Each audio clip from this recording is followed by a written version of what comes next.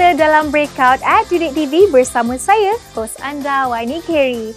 Macam sebelum ni kita dengan Cikgu Fazli kita hari ini telah berkongsi tentang tips dan panduan untuk menjawab kertas biologi 1, dan untuk hari ini pula Cikgu kita akan berkongsi dan tanya Cikgu sendiri apa format yang penting dan teknik menjawab biologi kertas 2, Cikgu. Jom kita mulakan, Cikgu. Ada apa yang Cikgu nak share dekat pelajar semua? Apa yang paling penting untuk kuasai kertas ini, Cikgu?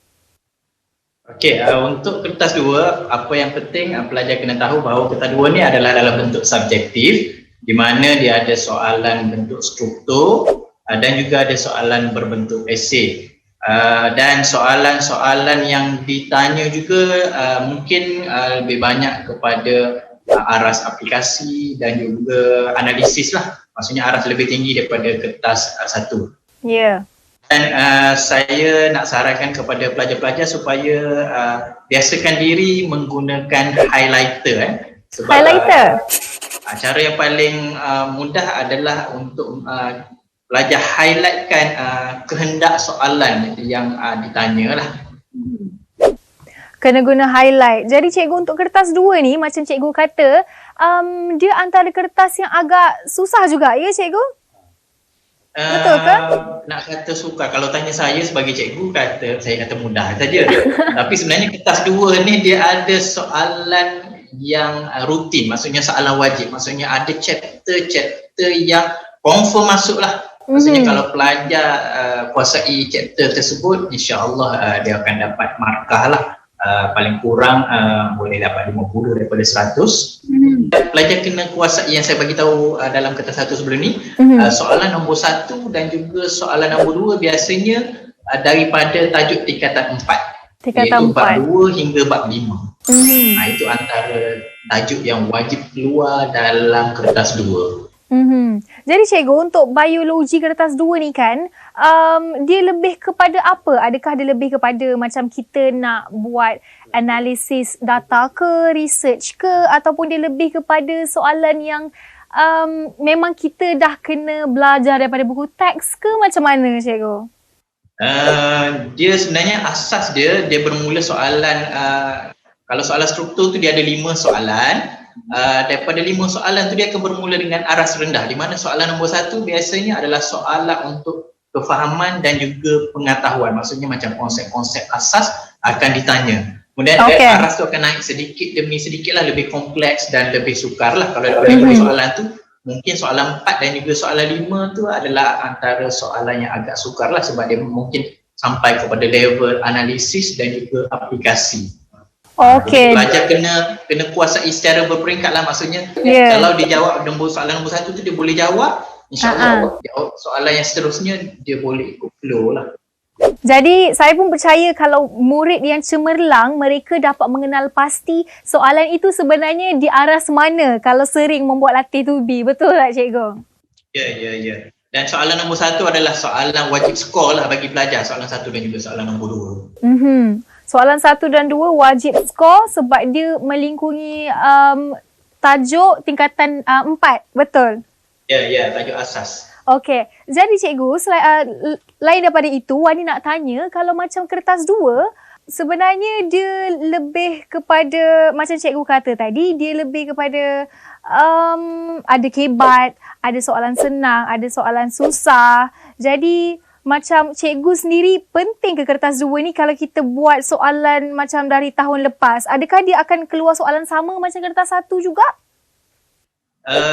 Agak penting sebab soalan dalam kertas 2 dia akan selit unsur-unsur aplikasi, maksudnya yang berkaitan dengan kehidupan sebenar. Jadi pelajar kena kaitkan konsep yang dia belajar secara teori dengan contoh aplikasi ataupun perkara-perkara yang berlaku dalam kehidupan seharian. Contohnya dia bagi gambar organ yang rosak, pesakit tu kena buang pankreas sebagainya, dan pelajar kena buat ramalan dan juga tindakan yang perlu dilakukan.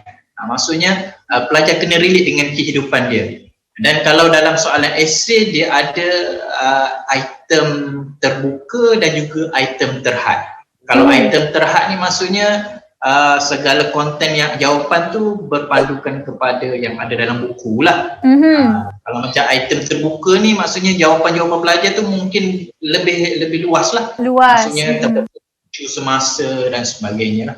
Oh, dalam biologi pun dia ada tanya tentang isu semasa juga, ya cikgu? Bukan hanya dari buku teks sahaja. Ya. Macam soalan esei tu dia ada satu soalan wajib keluar berkaitan dengan alam sekitar. Oh, okey.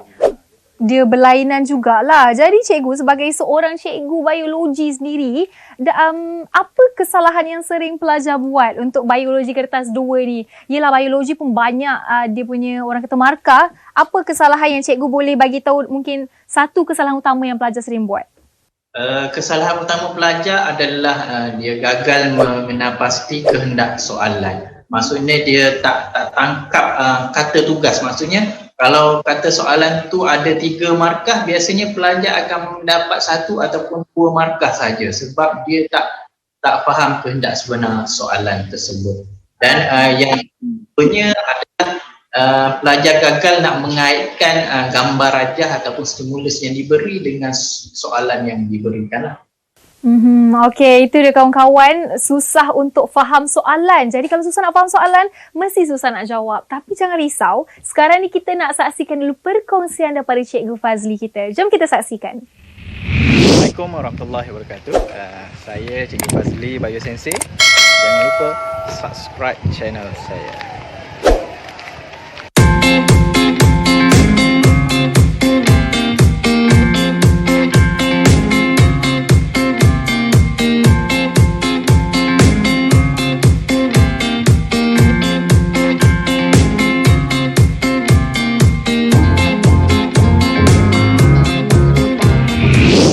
So, soalan nombor 2 ni kita boleh recall memory untuk bab berapa ni?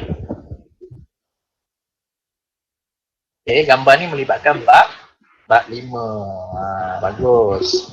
Rama Vidya tulis X. Terus dia nak jawab X. X tu apa? Okay, sabar. Kita nak tengok bab dulu. Okay, kita nak recall memory dengan tengok soalan dulu. Amirah Hamzah bab 5, betul, cell division. Cerita tentang animal cell undergoing cell division X and Y, menjalani pembahagian sel X dan juga sel Y. Okey, maksudnya pembahagian sel tu adalah jenis yang berlainan.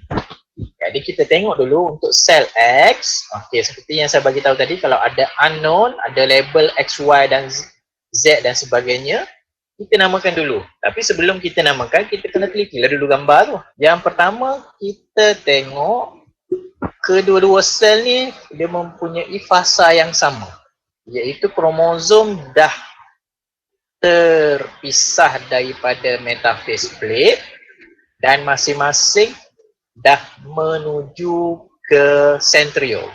Jadi apakah fasa yang terlibat kat sini? Kita tulislah kat sini. Tulis anafasa. Cuma kita tak tahu anafasa apa.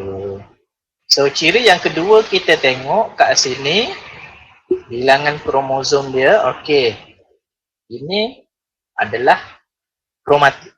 Manakala dekat gambar Y tu adalah masih lagi sister kromatik yang terpisah. Kalau kat sini dia single-single saja. Okey, kemudian dekat gambar Y tu dia ada warna yang berbeza pada kromatik. Yang hitam ada putih sikit, yang putih ada hitam sikit. Jadi kat sini apa yang berlaku? Kat sini berlakunya crossing over. Okay, berlaku crossing over. So bila crossing over, cell division Y itu adalah barulah kita labelkan X dengan Y. So X-nya pindah silang. Okey, so X adalah daripada mitosis, manakala Y adalah meiosis. Meiosis. Okey, hash. So ini kita analyze dulu jawab soalan. Kita tak jawab lagi soalan. Tapi bila kamu jawab tak adalah satu soalan sampai 1 jam. Sebab saya mengajar sambil recall memory, sambil kita ulang kaji. Okay, so baru kita tengok kepada soalannya. Okey, so soalan dia tanya namakan jenis pembahagian sel X dan juga sel Y. So kacang dia. Pindahkan je lah jawapan tadi. X adalah mitosis, Y adalah meiosis. Itulah dia perkongsian daripada Cikgu Fazli kita. Okey, jangan ke mana-mana sebab lepas ni anda akan bersama saya dengan Cikgu Fazli untuk segmen 10.55 pagi untuk Cikgu Fazli kongsikan tips dan panduan dan juga pesanan terakhir untuk pelajar-pelajar yang akan menduduki Biologi Kertas 2 tak lama lagi. Jangan ke mana-mana, saksikan saya Wadi Kerry dalam Breakout at Didik TV di segmen 10.55 pagi.